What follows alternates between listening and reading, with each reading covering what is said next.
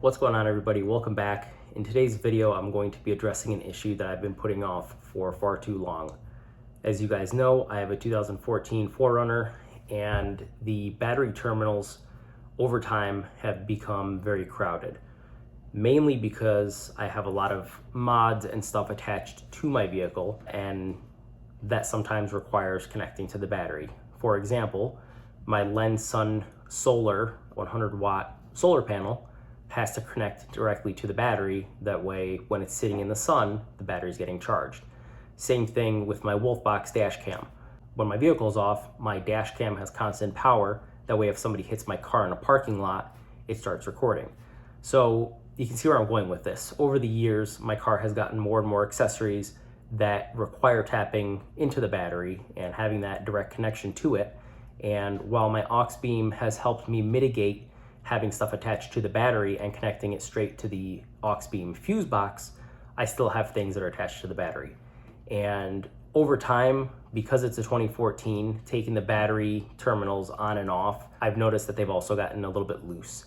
And when I wrapped my car this past week, I noticed that my battery died because I had the vehicle essentially with the doors open for weeks on end. And I had to connect a charger to it, and I just got tired of the setup. So I did something finally to address it. Last week, I ordered the SDHQ built complete billet battery terminal kit from their site, and I've got to give them props. This thing got delivered within I think 2 or 3 days. I was extremely surprised how fast it got here because I'm in Michigan and SDHQ is based out of Arizona. So props to them. That's kind of the fastest shipping I've seen with a lot of these companies. Now, the billet battery terminal kit that I ordered from SDHQ Built is compatible for 4Runners from 1996 all the way up until 2024. One thing that is worth noting is for 4Runners from 2020 and up, the install directions get a little different. They branch off a little bit at a certain step. And that's just because of different things that are on the battery wiring that cause those changes. But today we're going to be installing this battery terminal kit on my 2014 4Runner. So I'm going to quickly show you guys what comes in the box, and then we're going to go out and install this thing. So two things that they sent are some pretty cool stickers, and then diving into the actual product itself, you can see here there's a bunch of bolts, washers, nuts. Then there's the actual billet battery terminals. Now these are made out of 6061 aluminum. They are very nice. You can tell that these were machined to the highest of quality. They also come with these protective covers, and on the inside, I don't know if you can see it, but there are a positive and a negative, basically terminal washer that'll sit underneath the 6061 aluminum. And then up here you have a negative post that you don't have to use, but you can. And then there's anti-seize up here, which is recommended for every single thing that you secure on here to obviously prevent stuff from getting stuck, but also to prevent corrosion between different metals. Looking at their instructions, the first thing that they recommend is you identify the negative and positive terminals, because if you don't pay attention, there are, this one has a letter N, and then this one has a P for positive. And what would really suck is if you assemble everything, get it thrown on your battery, and then realize that you have them swapped. That would drive me crazy. Some people, I guess, would look at that and say, I don't care, but that would drive me absolutely nuts. So the first thing we're gonna do is take everything out of the box, get it all assembled, and then go install it on the vehicle. And the reason why you wanna do it at a table is so that you don't drop washers, bolts, or nuts in your engine bay, because having to fish that stuff out, as some of you may know, is not fun. Before we get into it, I just want to say that these feel very lightweight, obviously because it's aluminum, but don't let it fool you. These are super strong. I thought that I'd be able to pinch this closed. There is no way in hell. These are extremely strong. I'm trying with all my might and I can barely get it to budge. So These are very well built. And side note, these have a very nice sound resonance. Don't ask me how I found this out, but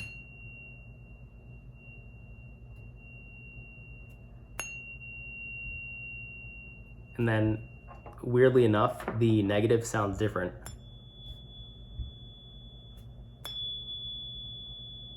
I might have to get another set just so I can listen to this all day, because it sounds like music to my ears.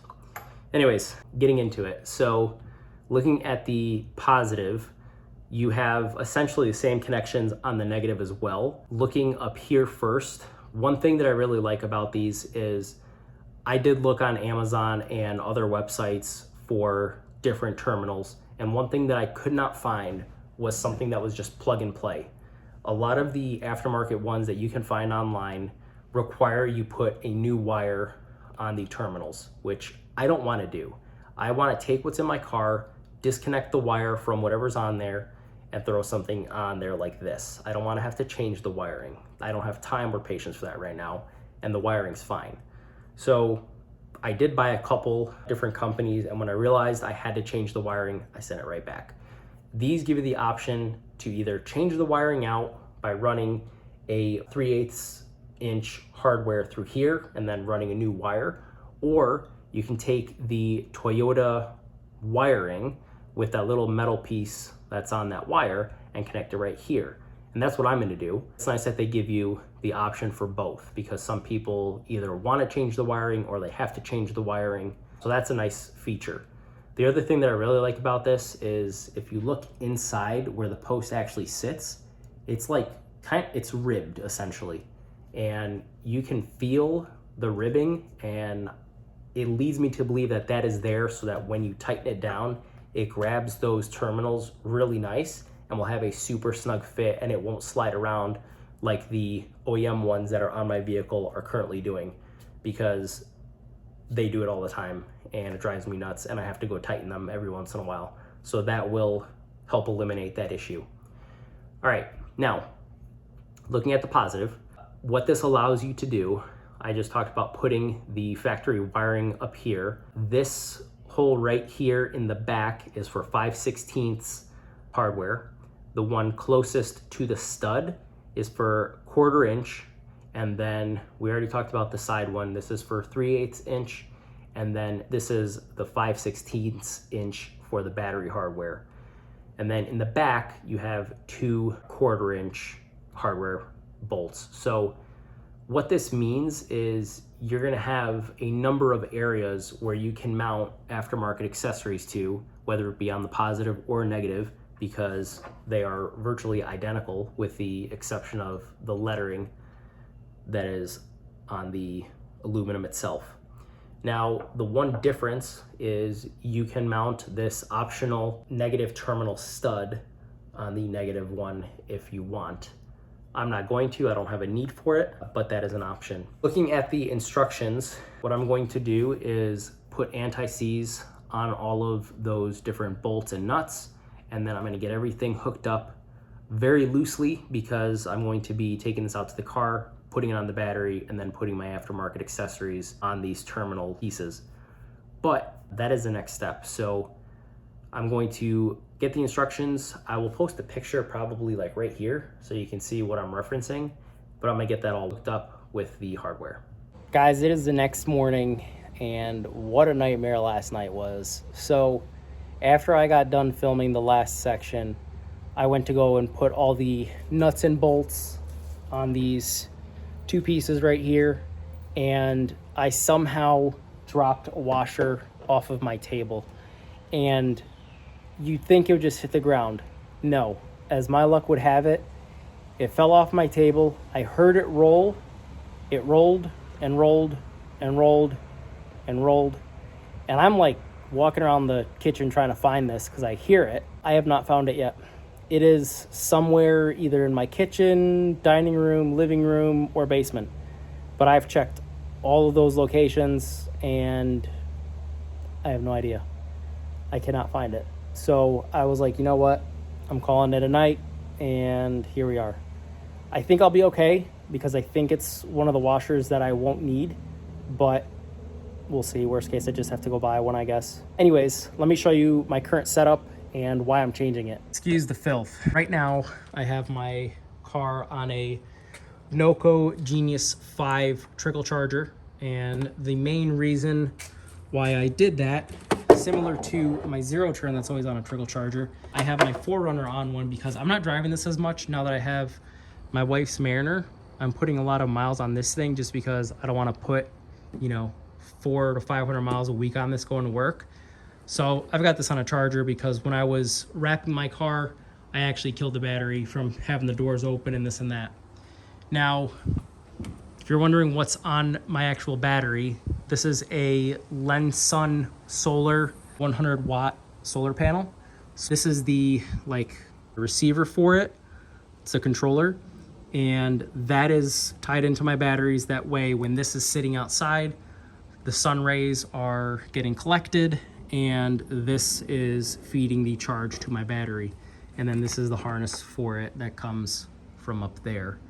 Now, I told you that I had a couple things that are grounded and are connected to the positive end. So I have a couple of grounds here, one here, and then I got a couple positive wires that are connected in various locations. Now, let me show you how shitty this setup is. This is tightened as much as it can go, and look at the wiggle in this thing.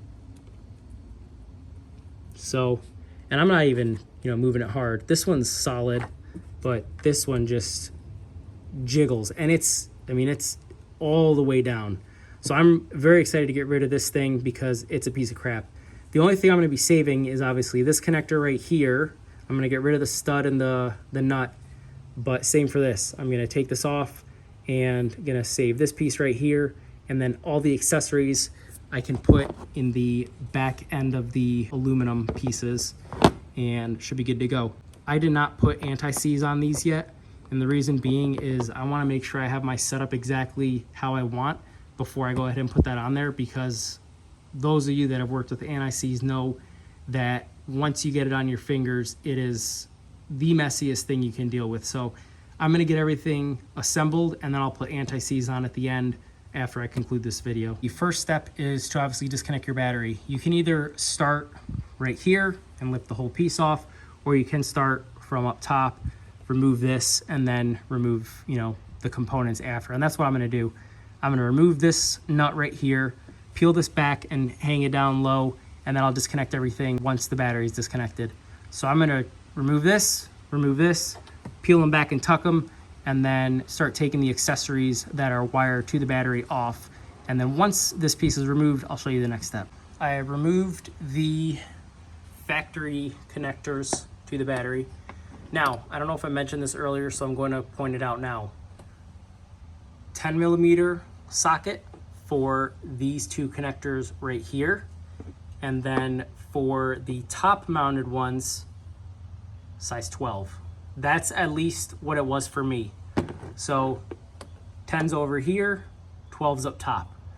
Now, if your battery is like mine, I cleaned this stud, and let me show you what the connector looked like underneath.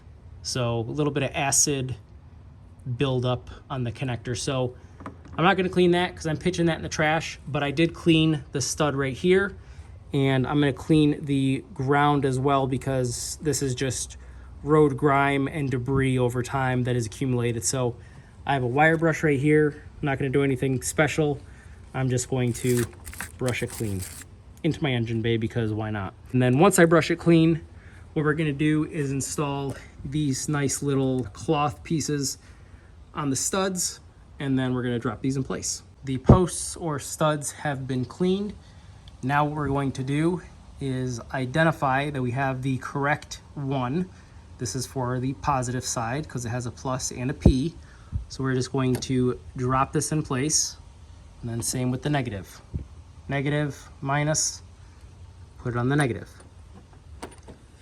And make sure your wiring is not in the way. Now, this one is not all the way seated. This one appears to be, but you can take a rubber mallet and just make sure it seats all the way. Just make sure it's a rubber mallet and not a hammer, because you could end up damaging these, denting them, and making them look ugly and causing damage.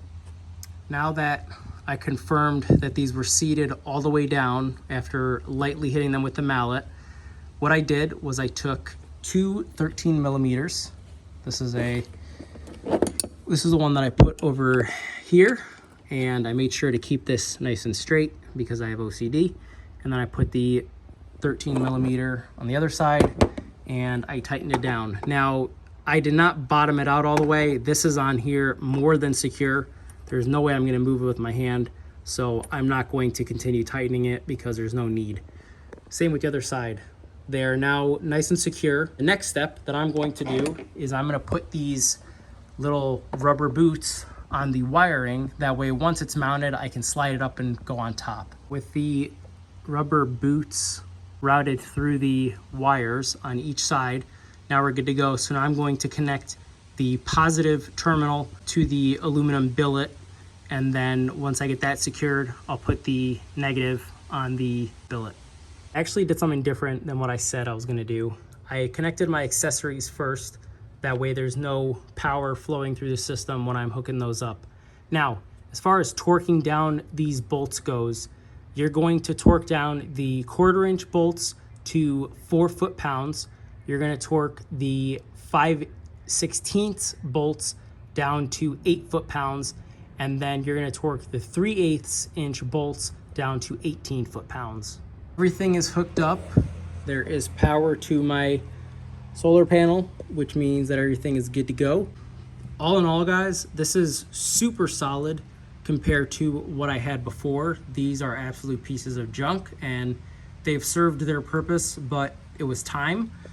These look really nice and clean. They secure the battery terminals to the wires very nicely. They allow you to hook aftermarket accessories up via alternate connections in the back and side of that 6061 billet aluminum. Just an awesome upgrade that I wish I would have done a long time ago. So there you have it, guys. That was the very quick install of the SDHQ billet aluminum terminals for your 4Runner. Again, this works from 1996 all the way to 2024 4Runners.